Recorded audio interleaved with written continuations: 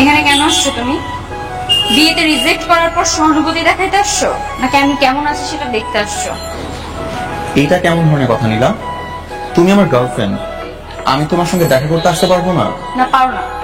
তোমার মা আমাদের বিয়েতে অসম্মতি জানিয়েছে, তার মানে তোমার আমার সম্পর্কের কোনো ভবিষ্যৎ নেই। তারপরে কেন দেখা করবো আমি তোমার সাথে?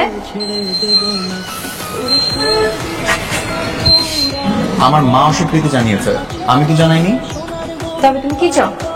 আমার সবকিছু জেনে শুনে আমাকে এই অবস্থাতে বিয়ে করবা? হ্যাঁ, শুধু এই অবস্থায় কেন, আমি সব অবস্থায় তোমাকে বিয়ে করার জন্য তৈরি।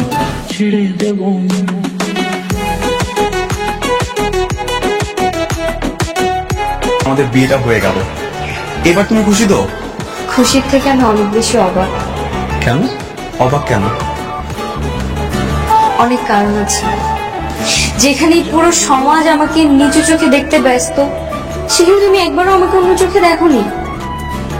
তুমি সমাজ, তোমার মায়ের কথা তোয়াক্কা না করে তুমি তোমার ভালোবাসার মর্যাদা দিলে, আমাকে সম্মান দিলে, আমাকে বিয়ে করলে।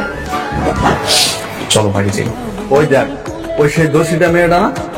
সবাই ওই মেয়েটা তো দেখতেছি। কোন দোষীটা মেয়ে দেখছস? ওই দেখ, ভালো করে দেখ, ওই দেখ সেই দোষীটা মেয়েটা। মেয়েটা তো সুন্দরই আছে ভাই, না ভুলতা পয়সা ঘুরার কথা ওরকম সাইজা গুজা ভুলতা আছে ভাই। আমি ওদের কথা শুনে ফেলেছি, এটা ইস্যু। ইস্যু হচ্ছে ওনাদের মেন্টালিটি এমন কেন?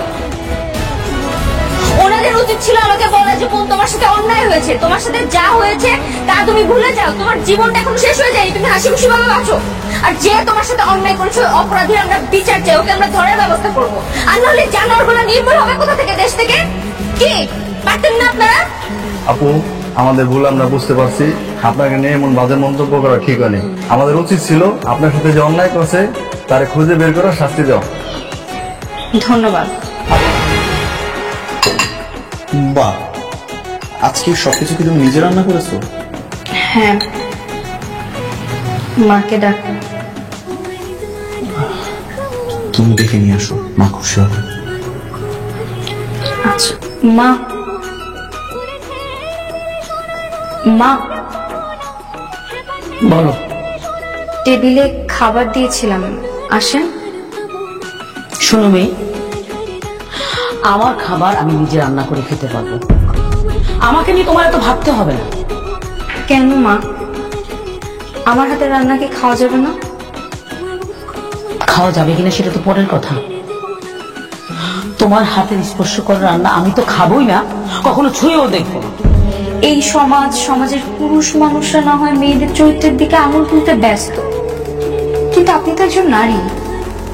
আপনি একজন নারী হয়েও কি আমার মনের কষ্টটা বুঝতে পারবেন না?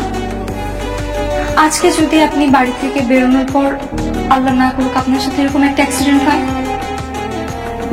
যদি আপনার একটা মেয়ে থাকতো তার সাথে যদি এরকম হতো, আপনি কি তাকেও অ্যাভয়েড করতে পারতেন? কি রান্না করেছো? দেশি মুরগির ডাল সবজি। চল, কোথায়? তোমার হাতে রান্না খাবো। থ্যাংক ইউ মা, আসেন।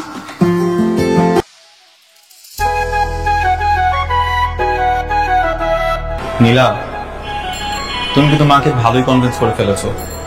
এখন থেকে মায়ের তোমার প্রতি আর কোনো অভিমানই নাই, কোনো অভিযোগই নাই।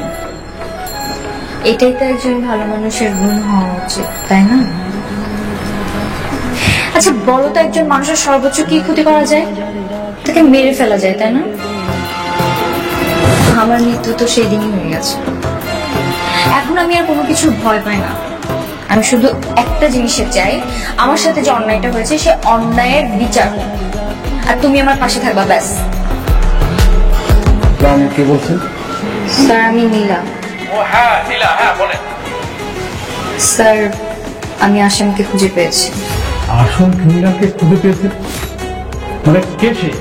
আমি কালকে থানায় আসবো, আর আসার সময় আসামিকে সাথে নিয়ে আসবো। আচ্ছা ঠিক আছে, হ্যাঁ ওকে, রাখি। মিস নীলা, আমাকে গতকালকে আপনি ফোনে বলেছেন যে আপনি আসামিকে নিয়ে তারপর থানায় আসবেন, কিন্তু আমি তো কোনো আসামি দেখছি না। আসামি আমার পাশেই বসে আছে। এই যে মানুষ রূপে জানোয়ার। না, তুমি সব কি বলছো? আমি কেন ধর্ষণ করতে যাবো? চুপ!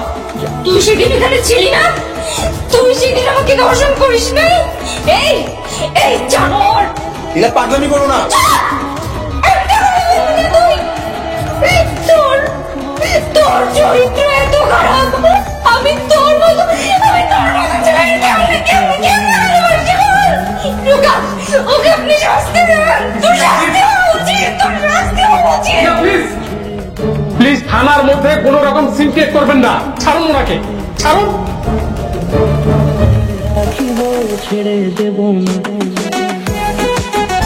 আয়রন করা লাগবে না? আর এই শার্টটাই এরকম ভাবে ছেঁড়া কেন? যে দাগ ফোলা এগুলা। আরে এই শার্টটাকে তুমি ফেলে দিছি, মা বোধ আমার এটাকে ভিতরে রেখে দিছে। ছিল কিভাবে? ওই বন্ধুদের সাথে বাইক চালাতে গিয়েছিলাম, তারপর পড়ে গেলাম, আর পিছনে যেটা বসছিল টেনে ধরতে পড়ে ছিঁড়ে গেছে। আচ্ছা, আমি এটা ফেলে দিচ্ছি, আপনি চাইলে একটু শুনে যাবেন। একটু তাড়াতাড়ি আনো প্লিজ, শপিং এ যেতে হবে। আসছি।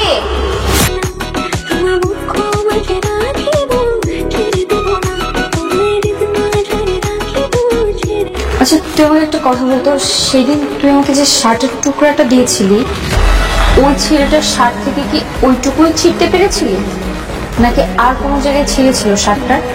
একটু মনে করার চেষ্টা কর, যদি কোনো কিছু মনে পড়ে, কোনো কিছু।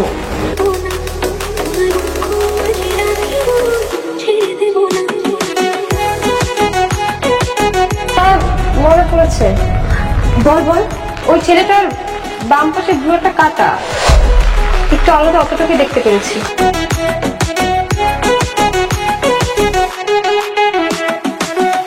ভাইয়া, আমি আপনার ফ্রেন্ড রিমনের ওয়াইফ বলছিলাম। ও ভাবি বলেন। ভাইয়া, রিমন আপনাদের বাড়িতে লাস্ট কবে গেছিল বলতে পারবেন?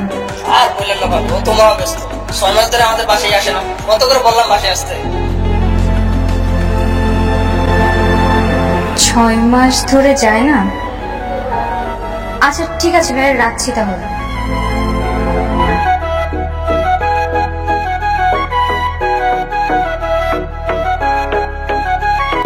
এখন আপনি কি করবেন? আমি তো আপনার স্বামী। আমিও দৃষ্টান্তমূলক শাস্তি চাই। আইন অনুযায়ী নীলা আমার স্ত্রী, আমি আমার স্ত্রীর সাথে যাই করি না কেন, তার জন্য আমার শাস্তি কিসের? আমি তো কোনো শাস্তি ডিজার্ভ করি না। শাস্তি তো হবে, কারণ তুমি ঘটনা অনুযায়ী আমার সাথে যা করেছো সব বিয়ের আগে, সুতরাং সেটা রেপ। আর তোমার মতো জানোয়ারের তো শাস্তি হতেই হবে। নীলা, তুমি খুব ভালো করেই জানো তোমার সঙ্গে আমি কিছু করিনি, যা হয়েছে রুনার সাথে হয়েছে। তুমি এরকম ভাবে মিথ্যা বলছো, আমাকে ফাঁসাতে পারবে না। এই আইনের ফাঁক ফোকর দিয়ে যে কোনো মূল্যেই হোক আমি বের হয়ে যাব। স্যার, প্রমাণ পেয়েছেন না? ফাঁক ফোকর দিয়ে বেরোবি, তাই না? আইনের কোন ফাঁক ফোকর দিয়ে বের হওয়া সেটা আমিও দেখবো, কথাটা মনে রাখি। আমি নিজেকে নিয়ে গর্ববোধ করছি, কারণ আমি আমার বিরুদ্ধে অন্যায়ের প্রতিবাদ করতে পেরেছি। আমি অপরাধীর দৃষ্টান্তমূলক শাস্তির ব্যবস্থা করতে পেরেছি, আমি এক উদাহরণ তৈরি করতে পেরেছি। তাই আমি নিজেকে নিয়ে আজ গর্বিত। প্রত্যেকটা মেয়ের উচিত নিজের বিরুদ্ধে অন্যায়ের প্রতিবাদ করতে পারা। নীলা বসুন বলছিলাম আমি।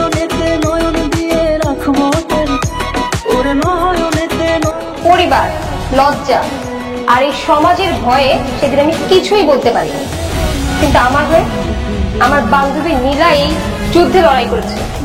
কিন্তু এখন আমি নিজের যুদ্ধ নিজেই করি। আমি একজন ধর্ষিতা, আমাকে ধর্ষণ করেছে রিমন, আমার স্বামী একজন ধর্ষক, আর ধর্ষকের বিচার হওয়া উচিত।